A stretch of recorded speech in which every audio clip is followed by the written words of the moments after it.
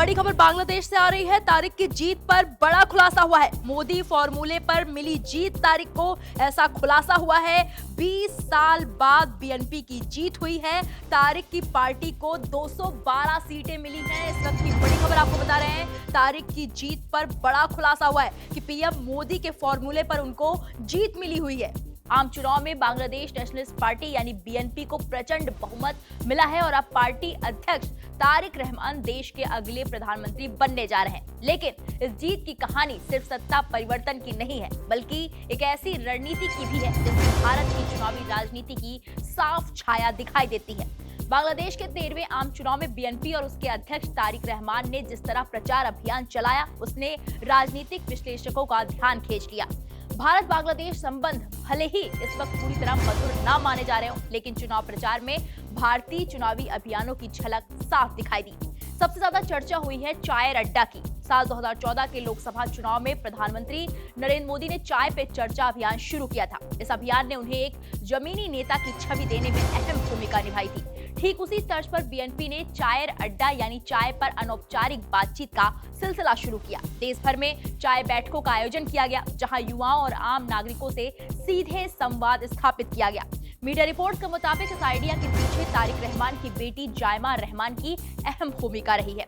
स्थानीय संदर्भ में ढालकर अपनाए गए इस मॉडल ने तारिक को जनता के करीब लाने में मदद की और नतीजे अब पूरी दुनिया के सामने हैं। विरोधियों ने तारिक रहमान को बाहरी और अनुभवहीन नेता बताकर निशाना साधा। उन्हें एक विशेषाधिकार प्राप्त राजनीतिक वारिस के रूप में चित्रित करने की कोशिश की गई, जो लंबे समय तक देश से बाहर रहे और अब सत्ता के लिए लौटे हैं। लेकिन बीएनपी की रणनीति यहीं खत्म नहीं हुई। तारिक की छवि को सहज, विनम्र और नॉन एलीट नेता के रूप में पेश किया गया। युवाओं पर खास फोकस किया गया। लगभग 4 करोड़ पहली बार मतदान करने वाले मतदाताओं को साधने की योजना बनाई गई। इसी क्रम में प्रचार के दौरान एक स्लोगन गूंजा, don't call me sir, call मी भाई। ये अपील भारत में कांग्रेस नेता राहुल गांधी द्वारा छात्रों के साथ संवाद के दौरान कही गई पंक्तियों की याद दिलाती है। इस संदेश के जरिए तारिक ने खुद को युवाओं का भाई और मार्गदर्शक के रूप में प्रस्तुत करने की कोशिश की।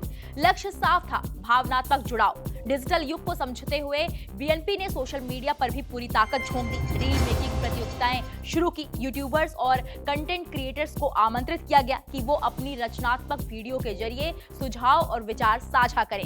विजेताओं को पुरस्कृत किया गया और उनकी रील्स को आधिकारिक प्लेटफॉर्म पर प्रदर्शित किया गया। सूत्र बताते हैं कि बीएनपी की टीम भारतीय राजनीतिक दलों के सोशल मीडिया अभियानों पर भी नजर रखे हुए थे, जिससे डिजिटल रणनीति और प्रभावी बनाई जा सके। चुनाव जीतने के बाद भी चुनौतियां कम नहीं है। जमात इस्लामी ने नतीजों को खारिज करते हुए धांधली का आरोप लगाया है और नई सरकार के लिए मुश्किलें खड़ी करने की चेतावनी दी है।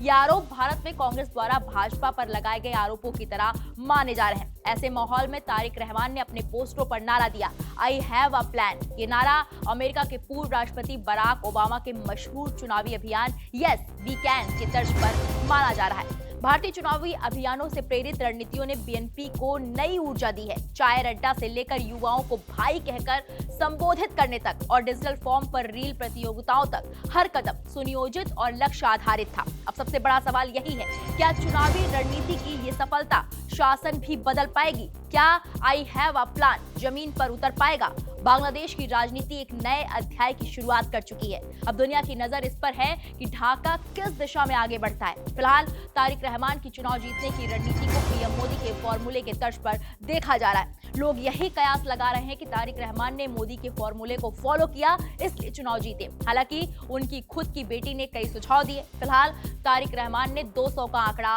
पार कर लिया है।